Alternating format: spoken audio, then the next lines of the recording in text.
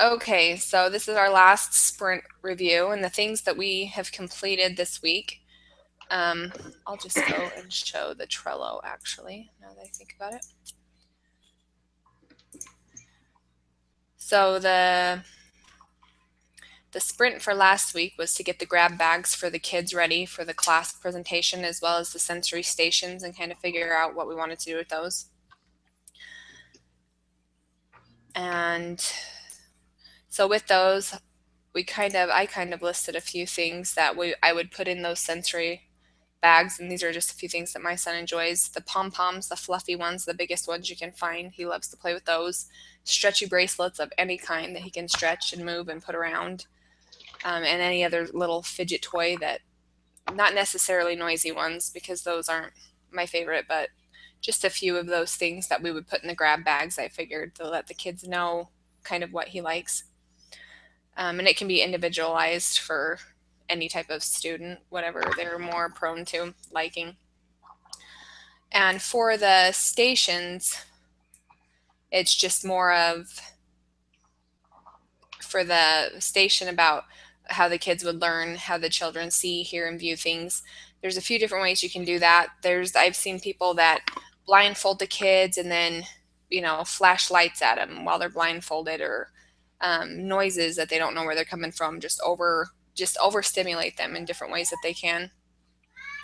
And then for the station, for how the classmates can help their autistic classmate, would just be, I know it could be a million different things. It could just be question and answer for the kids.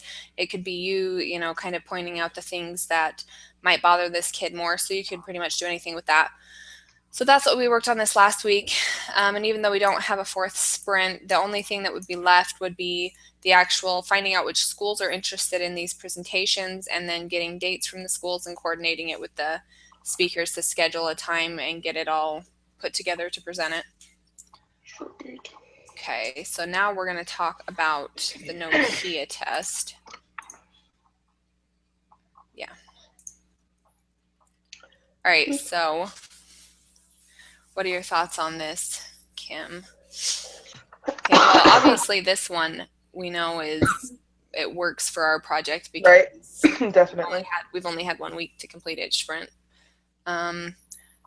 As for the software, I guess if we didn't think of it as software, because our projects have never involved software, because that's not how we think.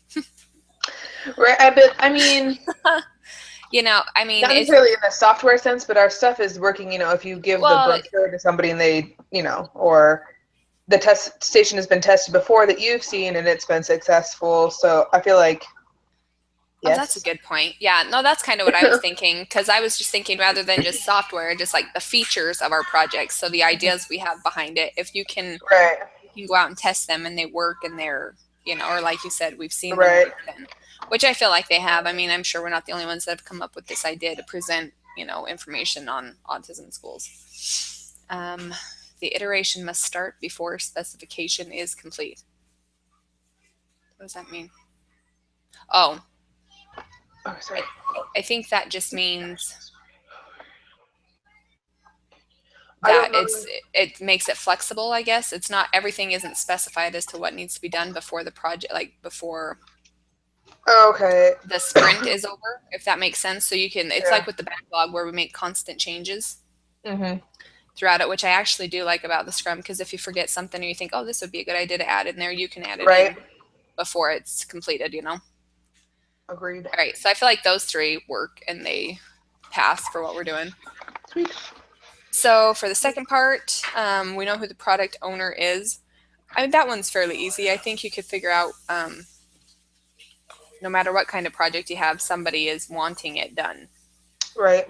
Like in this case, it would be like me or other mothers that are wanting this done in the school. Right. Yeah. I would, or maybe even, it could be even the teachers might want more information on it, and so they bring it in too.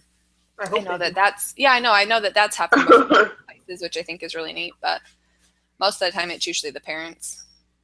Yeah. So that one we can cross off. There's a product backlog prioritized by this. Yeah, we do have our backlog, which we've been using. I love the backlog, by the way. The product backlog has estimates created by the team. Yes, yeah, we have our, well, what? Let's say we did the planning poker, right? Yeah, we did. But I'm trying to remember what it was all about. Oh, yeah, that was, like, I had to think. We've done a lot of little things. I can't remember. That one was for determining, Jake and I did that one. Mm-hmm. And we just gave scores to which ones we thought were the most important to get finished first or something like that. Mm-hmm. So yeah, we did do that. But we've done estimates throughout anyways with yeah. I don't know how to explain it for our project, but I mean, we did kind of like the number of stations and stuff like that we would need. And yeah, and just as we go through and pick which sprint we've done each time, we pick which one needs to be done first so the second one can happen, or if there's one that might take longer, we kind of did that one first, or we kind of grouped it out. Yeah. I think we did that one. The team generates burn down charts and knows their velocity. I prefer burn up charts, and it is impossible to know the velocity for a few iterations. Okay, good to know, which we did both. Okay, we have those still, so. Yeah, we do, and we've posted them on earlier things, and I still have them on my computer.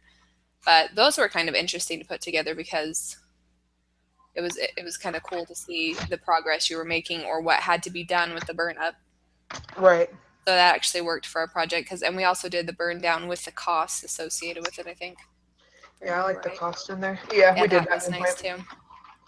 Okay, and there are no project managers or anyone else disrupting the work of the team. Oh wow, that's actually one of their actual things they do in real life.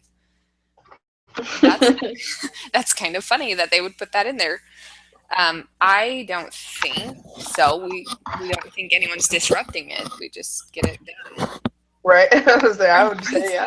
Yeah, but I could see how that would happen in an actual project if someone disagrees with what they're doing and they start causing grief, Uh-huh.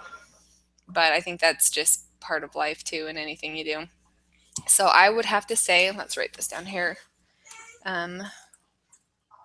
We have, I feel like we've passed, so we've gone through this test and determined that our, okay.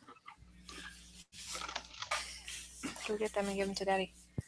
That our project has passed Nokia test. I don't know what else we're supposed to write on this to say the results of it, but am I supposed to go through and individually? I don't want to. Okay. So I'll write something up for that makes it look good and sound good, and then I don't think there's anything else that we need to report to everybody. So I think we're good. I don't think so either. Okay.